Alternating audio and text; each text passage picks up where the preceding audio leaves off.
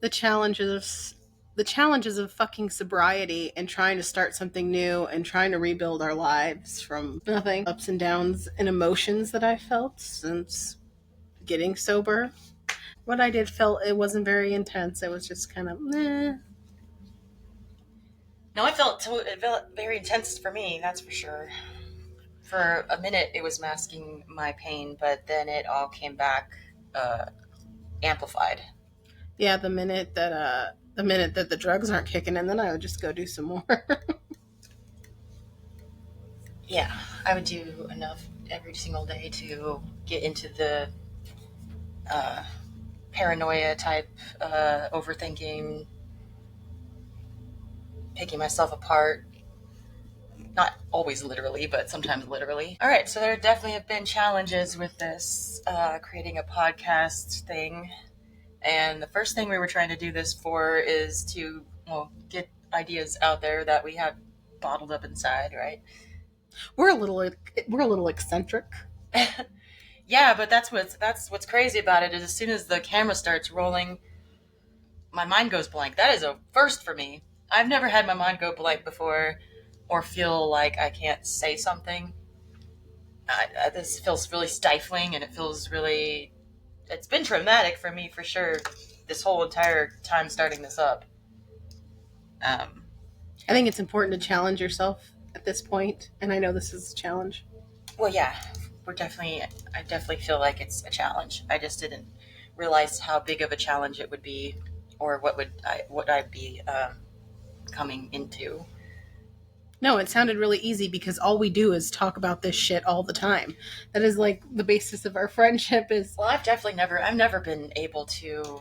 I was never comfortable with being recorded or me either. getting a picture taken. Like the camera steals my soul. I Yes, feel that and every I time my have mom's like, "Line up for a picture. It's Christmas," and I'm like, "Oh God, no!" every time I take a picture of you, like and put it on TikTok, which has only been like once or twice, I have to tell everybody my best friend thinks the camera's gonna steal her soul because you go like this. You like you have your face in the frame and then you slowly duck out or you cover your face. Don't look at me. Don't look at me. Yeah, So one of the reasons why we're doing this is so we can get more comfortable being seen and being heard. I definitely feel like I have no reason to be heard because I feel like an idiot. You're not an idiot. As soon as the camera starts rolling, my ideas dry up, my mind goes blank, and I feel like, well, I know I'm an idiot because when I when I play it back to me, I can hear myself, and that makes me realize everything I thought about was true. We are all our own worst critic. Like I hate that I cackle and I say things to fill up the space and yeah. Even that part. I'm gonna listen to yeah, this. yeah. I'm like, yeah. Yeah, we're very similar, you and me, and you and I. Scratch that. Edit that out. Astrologically, we are very similar. Yeah, and our lives definitely mirror one another. How long has it been since we started? I think a week, right? Or 2 weeks, maybe. We started June 5th. Aesop Rock's birthday? June 5th was when we recorded our first one. Oh my God, Aesop Rock's birthday.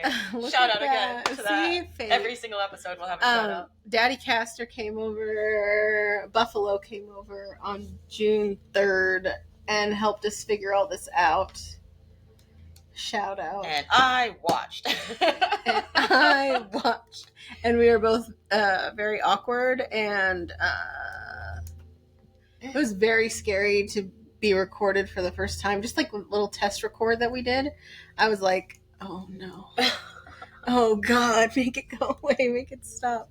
I still kind of feel like that. But yeah, it's weird hearing my own voice. I have only heard my voice being recorded, I think, when I was a little kid and I was speaking into a little microphone, recording myself on a tape, doing like commercials, and when we would play Family Feud, acting edition or some shit like that. Some shit like that. But yeah, that was a long, long time ago, and the last time I was recording myself, I was on a voicemail. So it was very small dose. I think I only played the voicemail back one time, and I was like, yeah, that's probably fine. Well, like, I'm the exact opposite. Like, I was always being recorded when I was a child. My parents had me in modeling from the time I was 7 till I was like 11 years old. And my sister is a photographer. And all throughout high school and middle school, I was the subject for all of her photography because we were kids. And I just was used to being in front of a camera. I had a band in my late teens and early 20s, and I would sing in front of big groups of people and play. And then I had the worst anxiety, like mid 20s, and I haven't really been able to do that stuff ever since, and that's fucking weird. Like my entire brain chemistry changed. Yeah, I felt on top of the world when I first started doing drugs, and I felt like, wow, I'm a comedian, dude. I would be at work, and I would just be talking shit, and the whole entire staff and the whole crew was just talking shit back. It was the best. It was really fun. I was a waitress at Sam's Town Casino, and everybody there was just the same sort of kind of person. Everybody just loved talking crap to each other, and everybody could dish it out and take it, and it was fun. And I felt really good about my social life at that point. I was going through hell, so it was also the reason I was doing drugs was to get over a breakup I felt like I had to initiate, and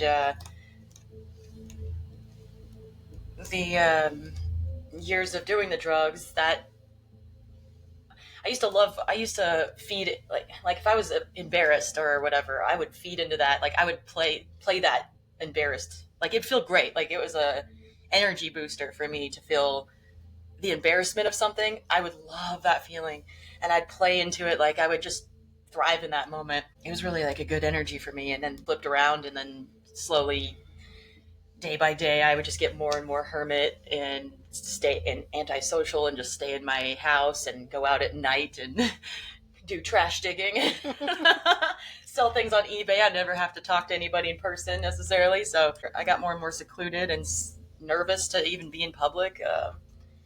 And then when I got embarrassed, it was very embarrassing, and I hated myself and wanted to die.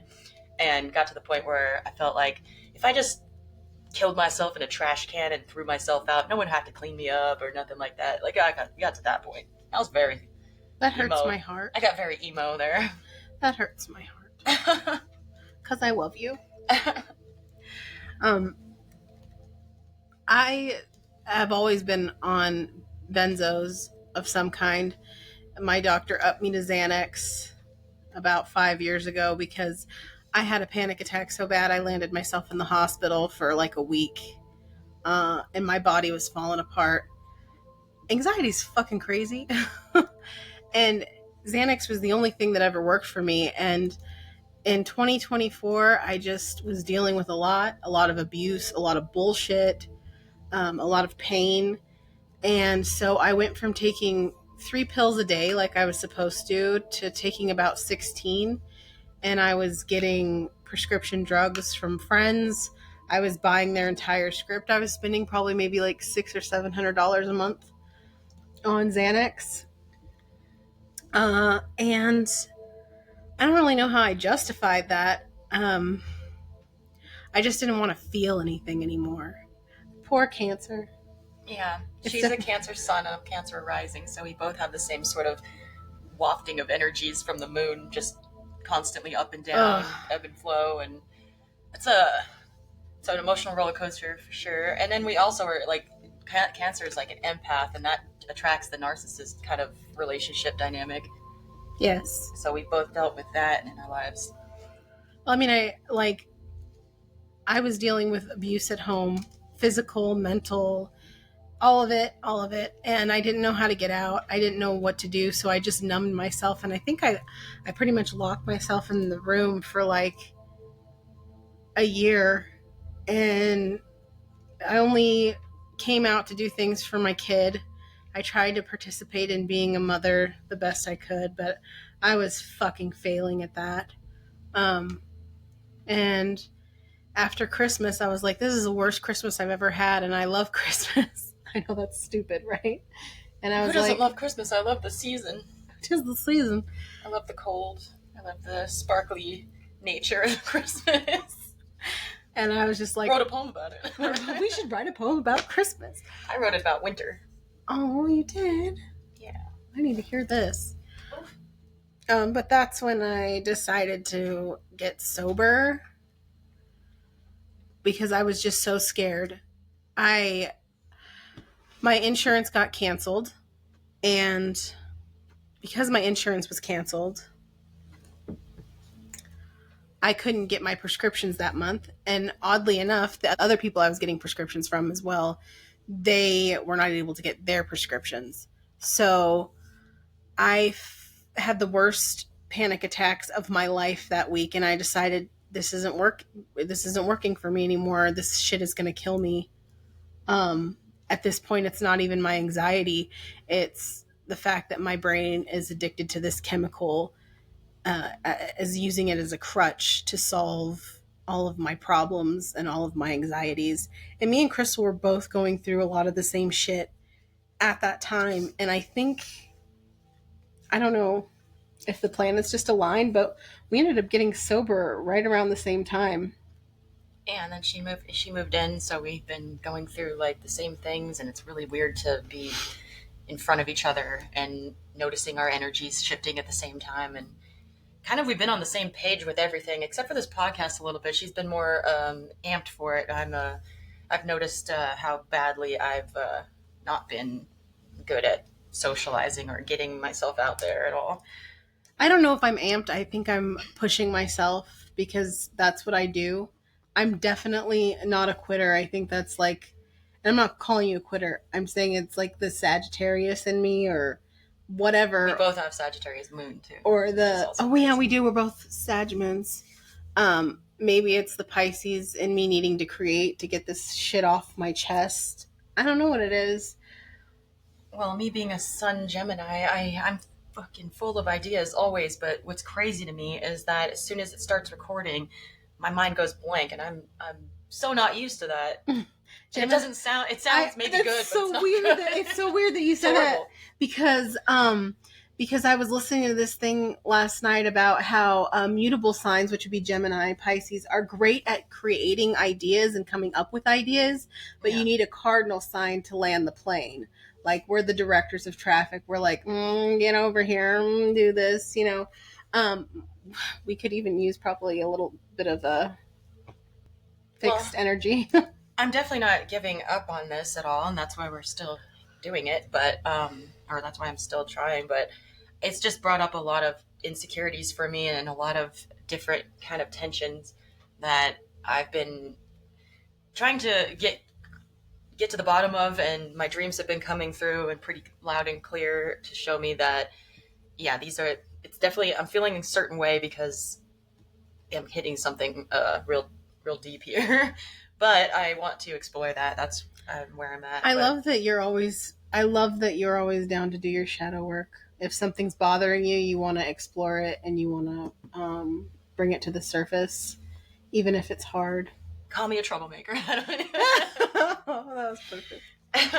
Yes. I'm a bastard. I sometimes I'll provoke that in others too. So I'm like, let's get to the bottom of it. Everybody else is like, what are you fucking starting problems for? I'm just like, come on, man, let's solve it together. It's like when you get around your family and you talk politics, you're like, wait a minute. Why do you guys all hate this person? What's going on? Yeah. And then they're just like, oh my gosh, she loves Trump. What are we going to do? She's not part of the cult. Get her. Dismantle her. I'm just asking for critical thinking.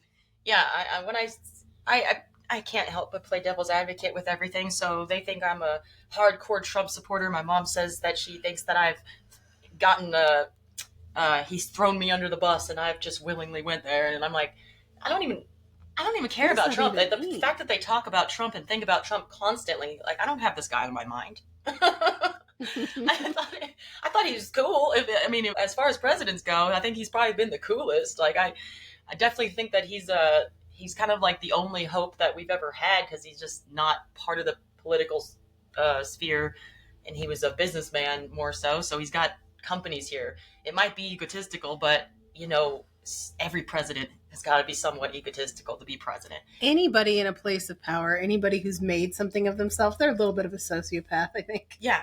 The craziest part, though, is like, I wouldn't bring up Trump or I wouldn't bring up politics every time. I learned my lesson. Then I would just talk to them about spirituality and try to get them into that. And they'd somehow twist it around to where it was Trump. It's all Trump. Everything's Trump.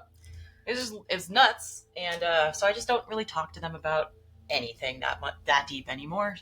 Well, and that was one of the reasons why you wanted to do this. You wanted to have a place to talk where people could listen to you, might actually want to listen to what you have to say, Yeah. rather than just be there to hear themselves talk or to judge what you're saying in a negative way, just to be heard, you know? Yeah, so I was on meth for at least 10 or 11 years, and I started it when I first moved into my house. I bought my house I think around 23, and or like at 23 years old, and then I started doing drugs because I needed to break up with my boyfriend at the time. I we were on a, it was a every other day it was, I can marry this guy, he hates me. We're probably gonna get married. He hates me, and it was just an up and down roller coaster, and it was toxic as hell. We both were alcoholics too for the majority of our relationship, so that didn't make anything better. But I started doing the drugs to kind of stick with the breakup and go through with it, because other times I had just fallen back into staying with him, and he convinced me of like he would change and this will change, and it didn't. So I ended up doing the drugs for that, which it did kind of work. It worked for what I did it for, but then I continued doing it and trying to just do it until the point I didn't feel anything about him or anything else, and it was the best of times and the worst of times. A lot of partying, but it was only to numb myself. And anyways, for 10 years I did meth and a lot of drinking, and among other things, but it was mostly meth and drinking. And then in 2019, I was at the point where I was so depressed. I had tried to quit many times, and maybe for a week I'd try to, it'd work, and I have to go right back into it. But then in 2019, I just stopped doing it because I was so depressed. I didn't actually try that time to quit. I was laying in bed. I was so depressed that even when I was doing the drugs, I'd go back to sleep and just cry myself to sleep and wake up and feel depressed and eat a little bit and go back to sleep. So I just didn't go out to get it. And then about 2, 3 weeks into that, I'm kind of guessing because I really don't remember how long it was. It felt like I was going to stay that way forever, that I was just going to be numb forever and bored. And I was at past the point of crying. So it felt so bad to have nothingness and not even to be sad anymore, just not even understanding what I did to myself anymore and what point was to live anymore. And then all of a sudden, I noticed that the clouds were outside. And I started seeing it came in like when I would walk by, I put my dog outside to go to the bathroom, and I saw the clouds, and they just looked like 3D. I've never seen them like that before. And I tell somebody like, "Are you guys noticing this?" And they're like, "Yeah, they're just clouds, dude." And I was like, "No, you're not seeing that shit right." And it started off like that. It was real subtle, and then it just flipped on October 2nd, 2019. My world just flipped. The craziest experiences I've ever had in my entire life. I felt like I was on ecstasy, but I was so dead sober, and everything was like shiny, sparkly, and everything. It was like a video game where if you touch something, you got like something pull up where you could like read about it or you could interact with that thing. Like everything felt like that. Like I was a kid again, and I was starting to converse with the universe. Like I would look into the clouds and see visions, and it wasn't just like I'm seeing things in the clouds. I would literally see like a movie play, and it was showing me. They were showing me like truths to my questions that I'd have in my mind. So I'd have a certain question that would come up in my mind, and a vision would just play out. So I was like staring at the sky for an hour or two, and this happened a bunch of different times in 2019, 2020. But it would answer my question in like metaphor, like a little movie of metaphors, and there was a lot of stuff about Egypt that would come up. And then as soon as I had like the next logical question formulated in my mind, my vision would answer it in a metaphor. So it wasn't like I was seeing like, oh, that's exactly how it happened back in that day. Like no, it was more just, oh, that's the truth of the situation, or there's a deeper truth here that I'm seeing. And If you've ever experienced being spiritually in tune, which I think both of us have, I think it's just a natural state of cancer. the universe is constantly speaking to us, which is why I love tarot and astrology so much, because I can see evidence of it play out in my everyday life. Oh yeah. But to have the kind of downloads that she was talking about having, and has talked to me about all this stuff many times, and every time she gets into the stories, like really gets into it, I'm absolutely amazed by the things that I hear. It's really beautiful. I was extremely amazed too.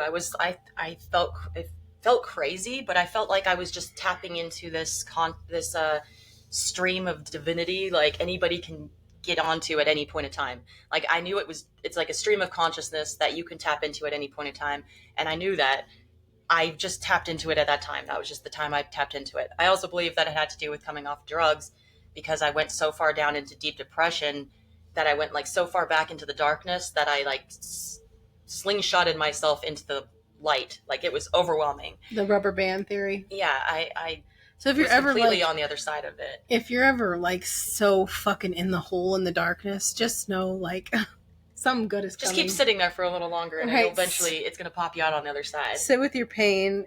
You'll get there.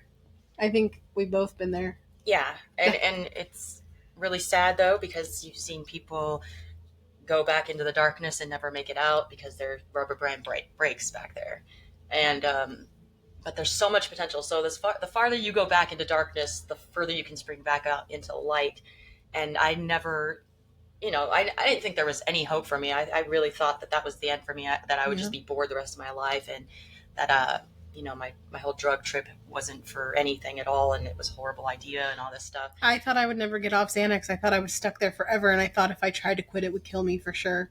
And a couple times during the month that I writhed in pain and went through terrible anxiety attacks, there are many times where I just thought, I'm going to die of a heart attack. This is insane. Why are you doing this to yourself?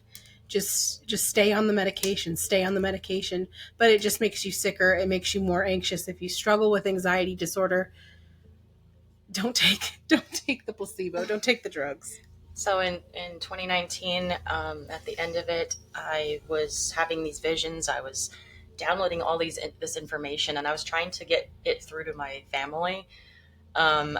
I would go over there to their house every day for months, trying to explain to them what was happening with me. And they thought I was crazy, and they were telling me that I was on drugs. And then I'm like, I was kind of, at first I wanted to take a drug test to prove it to them. But then the more that they were calling me crazy, I was saying like, okay, if I take a drug test, they see that I'm not on drugs. They're just going to be like, okay, just pretend like she's not crazy. And I didn't want anybody babying me like that. I felt like that would have been even worse. But I really wanted the ideas that were coming through to be out. And a lot of different things about quantum realities and quantum potential, quantum physics, and a lot of different things about numbers and the ages that, like Aquarius and everything. Number 11 was coming through very hardcore. But just information about a bunch of different things about the world was just pouring down into me. And I started, one crazy thing about it too, I mean, maybe I just got schizophrenia or something. I don't know, because it felt like it a little bit. But I was reading, when I would read something, I would read it forwards and backwards at the same exact time. And I'd be picking up two different messages.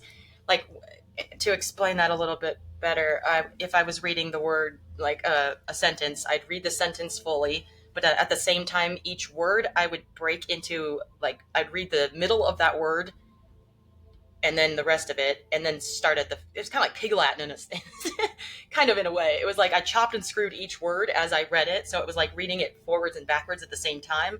And I'd pick up different messages. It was very weird.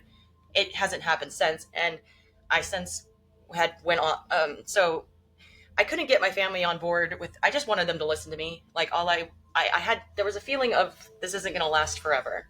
I felt like the world was either going to end, I was going to die. All I really wanted to do was get the things that, because I was also excited about this information. I can't lie. That was my number one. That was first and foremost. I wanted to enjoy and soak up as much as I could of this information, but I also really wanted to convey it to my family, and so that they would, after 10 years of doing drugs and not really talking to them that much or being that social, I really wanted them to understand who I was and that I was happy, because that's all they wanted from me, was to be happy and off drugs. And that's exactly what was happening. However, they shunned me completely. they thought I was crazy. They thought I was on drugs. They didn't listen to me. They didn't understand anything I was saying, which I don't blame them for that. I mean, I was talking kind of crazy, and as I was talking out loud, I was learning. So I would kind of maybe stop in the middle of a sentence and just like, oh my God, yeah, and then go on to something else. And it was pretty sporadic and all over the place. After trying to explain to my family, and they always wanted to know if they could help me out with getting off drugs and stuff like that. They tried to intervene and try to do things like that, but it was about, of course I had to do it myself, but I had done it and I was excited about it, and I was going over there talking to them, and they I was like, the only thing that you guys can do now is to help me is just listen to me, just deal with me. If I'm being crazy, just deal with it until I get the things I need to say off my chest, because these things are coming to me crazy too. Like, I feel crazy, but everybody's calling me crazy. It's not helping. And I ended up, it didn't work. It didn't work. And I kept trying. I kept going over there, and I kept on getting shunned and told to go home. And when I eventually went, and I'm not blaming them, it was a crazy thing, and I can understand them not trusting me, but what ended up happening was I went back to my house, and I started writing down everything that I was thinking and all this stuff, but it led to me just starting to do drugs again, because I was back alone in my house and I was feeling pretty crazy. And what's feeling crazy without the drugs is different. At least with the drugs, I felt like, oh, it's the drugs that are making me feel crazy. I could blame the drugs for that, my problems. When it was just me alone, like, and it being too much for everybody, it really gave me I had no outlet to do anything. So I ended up, what I felt like at the time, and what I still believe in, is that I was acting in like the fifth dimension. I had a fifth dimensional consciousness at the time, and I ended up slipping back down into the 3D mindset, or not completely the 3D mindset, but I slipped back down into the third dimension and was back to doing the same patterns. And I kind of I never lost the motivation to want to get off drugs again, because that was a high I never experienced with drugs. Like, that was the best high I've ever had in my life, and it didn't involve drugs at all. And I always wanted to get back to that point, but I had slipped back down. So in 2020, also, the world did kind of end in a sense, because 2020 and COVID happened, and I'm like, I'm supposed to go back into my house, and I'm just like, I'm way ahead of you motherfuckers. I'm back in my room. I'm not leaving. I don't need to leave. Fuck you guys. But um, yeah, the world did change, and I was right about the feeling going away, because I ended up going back to drugs, and the feeling that I had being connected with the universe that well had dried up, and I slipped back in my old patterns. But what's really crazy to me is the last, how long has it been? 5 years? Yep. 6 years almost. Almost 6 years. Yeah, since I went back to drugs sometime in 2020, I think maybe in 2020 in like April, maybe something like that. I don't really remember time. What is time? I can't remember what time frames, but I went back to drugs and got stuck in the same pattern again. But I at least had the hope of, like, I do want to get off drugs, and I do have a hope that life can be better. I tried to instill that with anybody that would come. Like, I wouldn't even leave my house, but somehow I got in relationships, and people would come over, and I got into I got into two relationships, and I also had a friend that kind of lived with me from time to time when he needed a place to stay. He was a friend from high school, and each year I lost one of them. The friend first, he died in 2021, and then I dated two of my they were friends of my brother's a long time ago. They were acquaintances to me, but I finally got to know them during this time, and I lost both of them too. Each year I lost somebody more and more significant, and then I finally got a relationship that I never thought was going to be able to happen. It was like, this guy changed 100%. He was not he we were I didn't even know he liked me as a person, let alone more than that. But all I wanted, 5:55. all I crazy shit. All I wanted was for him to not die, and I saw that happen, and I asked the universe for, all I want is for him to be okay. And because the other ones, one died from suicide, the other two overdosed. and from heroin. And with him, I just wanted to see the best. I knew he had so much great potential, and I just wanted to see that. So I like asked the universe one night um, that he would be better off, and if it's possible for both of our highest goods to come together, then I want that to happen, but only if it's for our highest goods. Then later on, he surprised me saying he liked me. He was sober and all these things. Um, but yeah, I was going to try to quit around that time, and then that whole revelation and him seeing me and saying that he loved me kept me in this state of wow, this isn't real. This can't be real. So I stayed on drugs, and I lost him basically because of that. And he's ultimately the one that made me have that last, kick start to actually quitting, because he was the catalyst to my last. I was going to say sobriety binge. That's a kind of weird weird way to say that. But yeah, he's the reason why I stopped the last time, and definitely definitely what I wanted to have happen. Well, I mean, it's not what I wanted to have happen, but I really wanted to get off drugs, and so what I asked for from the universe really did happen, because he bettered himself, and I'm bettering myself, and that's all I can really ask for, right? And that's how we're similar. Yeah. Long story short. Long story short. I can't make a long story short. No, there's no point. Why would you? Like, there's no reason. Oh, that's hard to talk about for me. What? Just how we're similar in that way. Meeting somebody who changed our lives for the better. Mostly because they challenge you, or because they make you want to be a better person. Gay. Damn thorn in my side.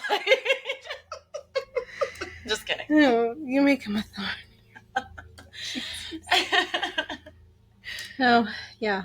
No, it's good to have a thorn in your side, because it's good to have what the fuck is that? Get that shit out of here. And then you do something about it. Yeah. And then roses or some shit, like some gay shit like that.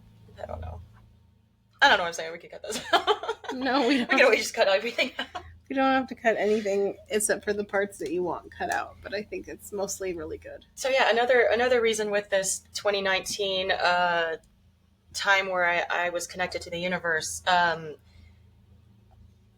so glad that I'm back at being sober. However, this time it's just been real. It hasn't been this elevated state of mind. I haven't felt connected to I've had little brief moments of feeling really connected to the universe, but it's very few and far between, and it's brief. But that's one reason, I really wanted to get these ideas out. I have so many different ideas. I've written down a bunch of stuff in my notebooks and everything, and I've talked about it ever since. And that's one thing that makes me want to live, but it's that's my passion, but all these ideas and stuff. But trying to get excited about getting these ideas out, I don't want to put out these ideas without the enthusiasm I once felt, because I feel like I'm not doing the ideas justice. I also don't feel qualified to speak on any of this stuff, because you said everybody can have these experiences, so I think it's important that you share them, no matter how qualified you think you are. Maybe somebody can bring some enlightenment or perspective that you. Well, I'm not saying this is just a hindrance or a roadblock or something that's came up that has felt like there is something there that I need to work through. It's not making me not want to do it. It's not making me want to give up at all. It's definitely put that idea in my mind, but I'm not going to go with it.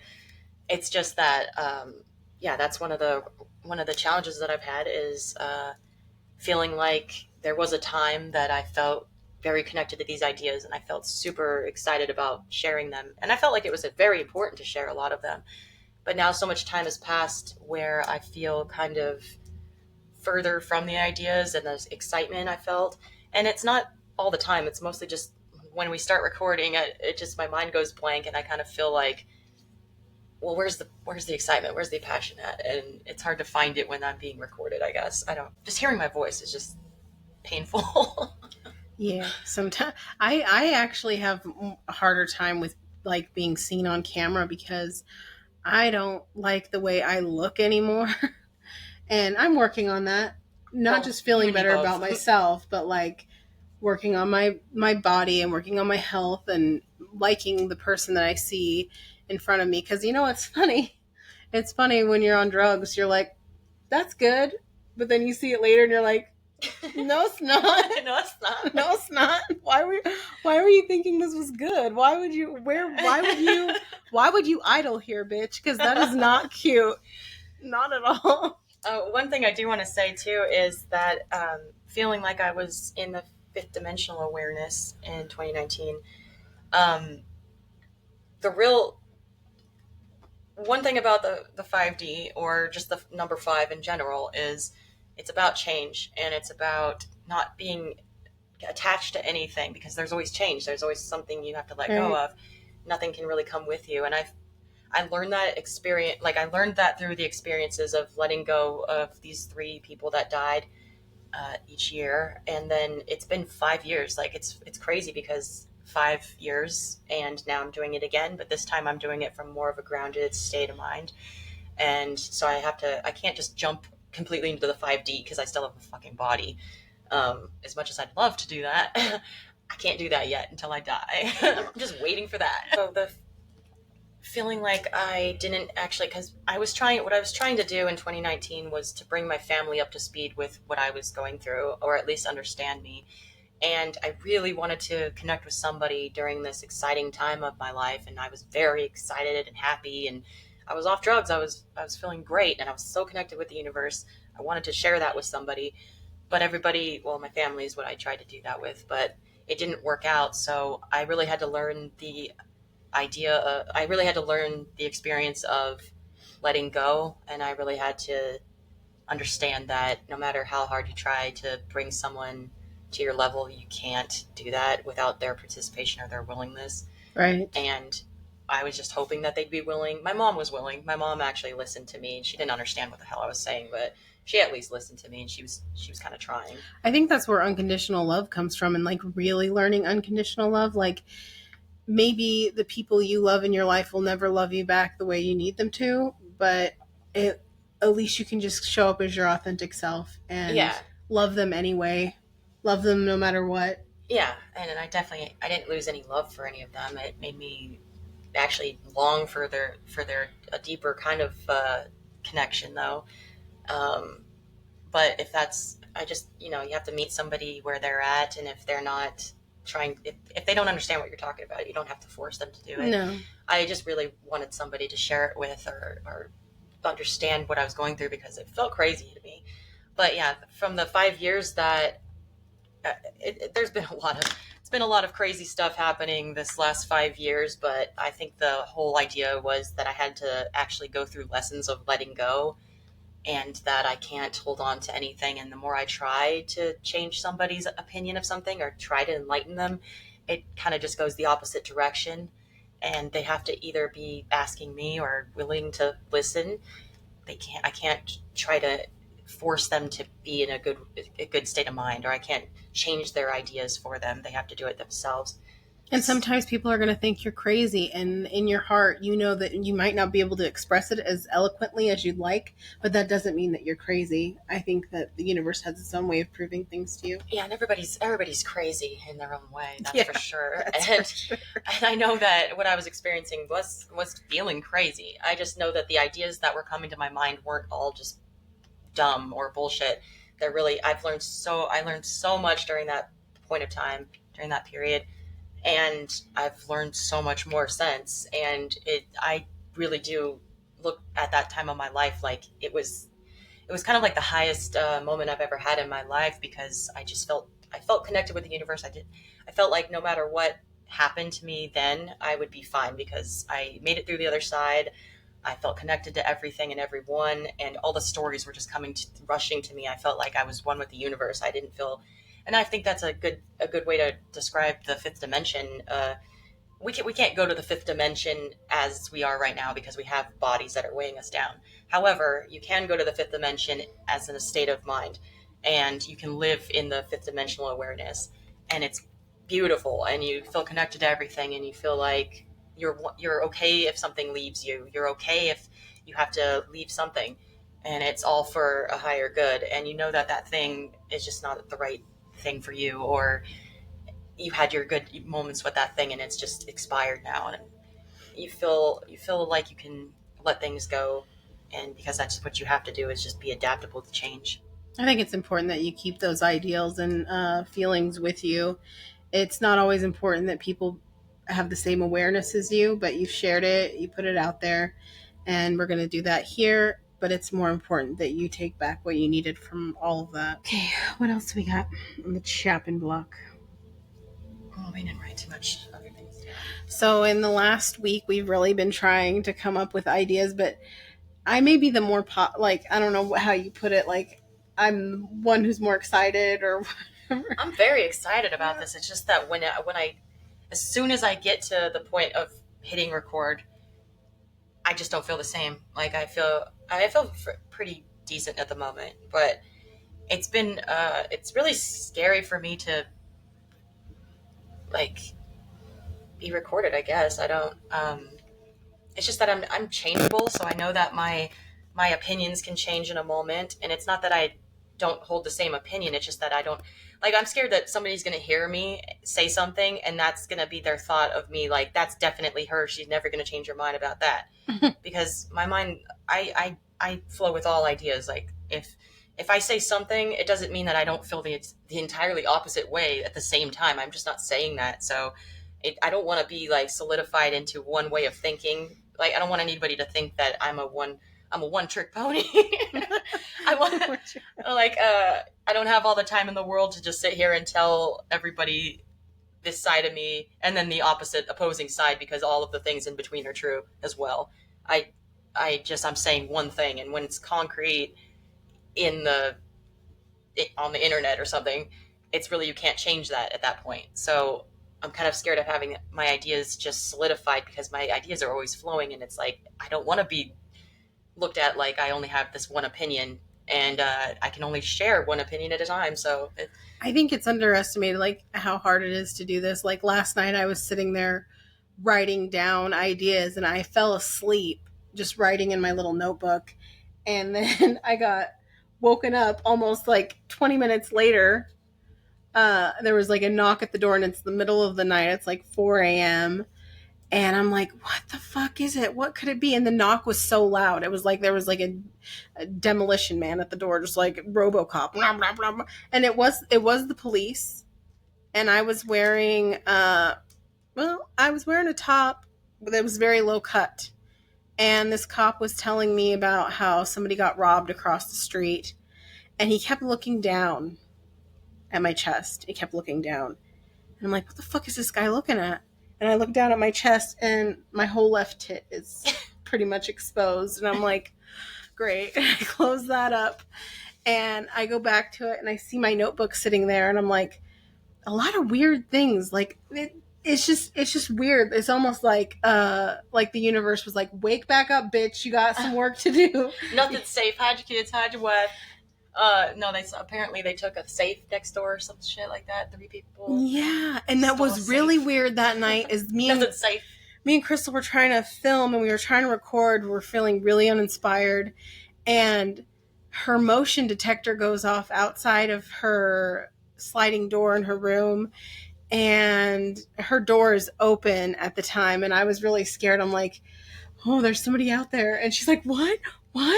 She freaked me the hell out. She just stares beyond me, and I'm like staring at her, looking past me, and she's just like, what the hell is that?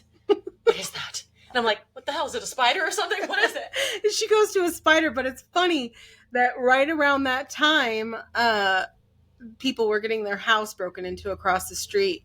And it was my awareness of that light that was like, okay, we need to shut the door. And she shut the door. Who knows? Maybe that was a sign of things to come. But like me trying to sleep last night and falling asleep, writing ideas down, and getting woken up 20 minutes later by this cop at the door. And so then I just kept working. But what does it all mean? I just kept working the rest of the night and started to feel re-inspired. By the way, me just saying that reminded me of another insecurity that I have, of me sounding like a dude. Absolutely ridiculous. I just want to. Just saying, I fear this a little bit. But then at the same time, I can't stop from deepening my voice because I feel like when I deepen my voice, I'm cooler. Is this just because you played Mateo? I don't know. No, that's the reason I played Mateo. The reason I did that is because you have a sexier voice and I have a dudely voice. I do not have a sexy voice.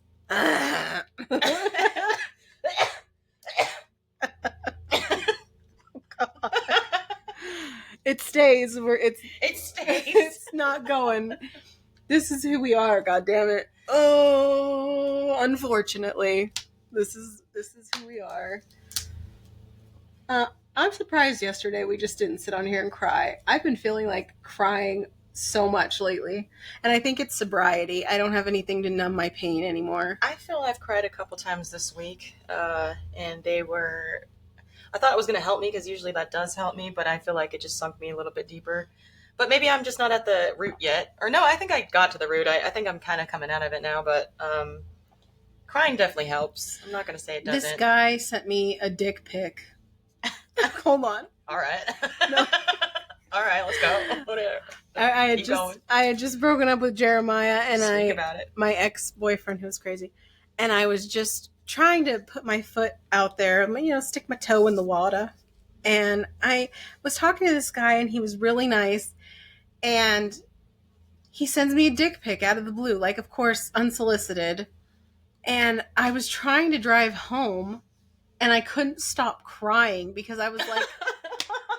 Did you tell him that? No, instead I text Buffalo and I'm like, I'm gonna die. I saw your dick pic and a fleet of tears left my face. Not Buffalo. Immediately. No. As I was driving. This is dangerous. I fucking almost got in an accident and he's like, pull over and cry.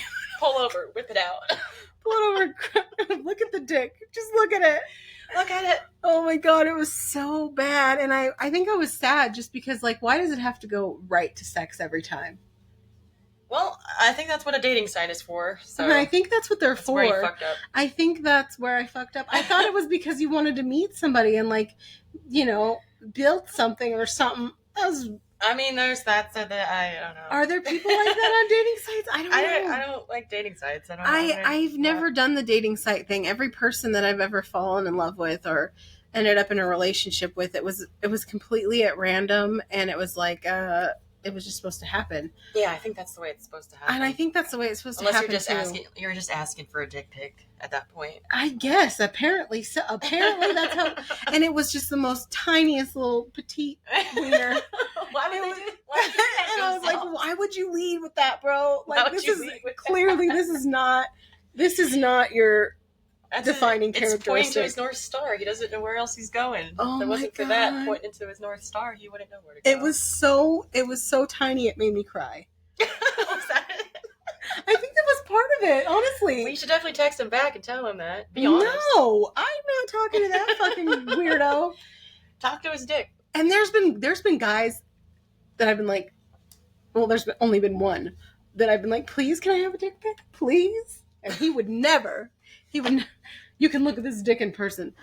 But then all these guys that I don't want that from, it's like, boom. And I'm like, I just got out of a relationship. Maybe not dating. I think there's a lesson in that. What? The push and pull dynamic, that magnetism. If you're asking for something, they're like, no. But if you don't ask for it, you're just like, oh, whoa, what is that? On my phone. Hello. I like guys that can control themselves a little bit. Yeah, not just like, here, check this out. Well, what I'm saying why would anybody want to look at that? What I'm saying is, if you ask about it, if you chase, they run.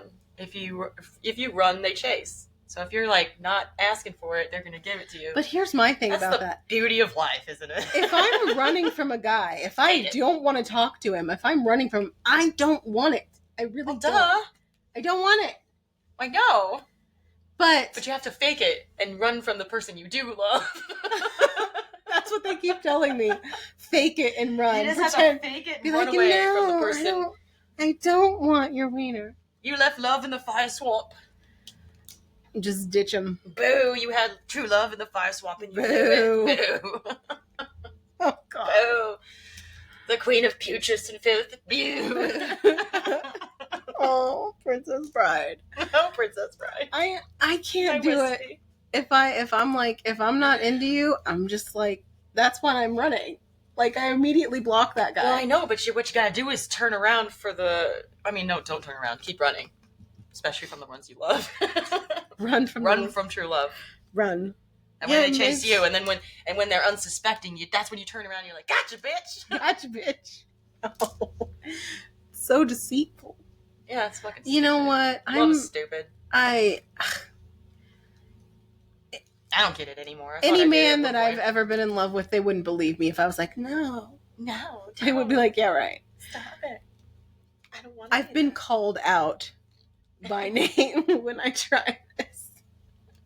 Should have never told him your name. That's where you fucked. Should have never gave you money. We're gonna cut that out. No, we're not. We should probably. Probably, maybe. Why? I love Dave Chappelle. I know. You don't want that on your record, man.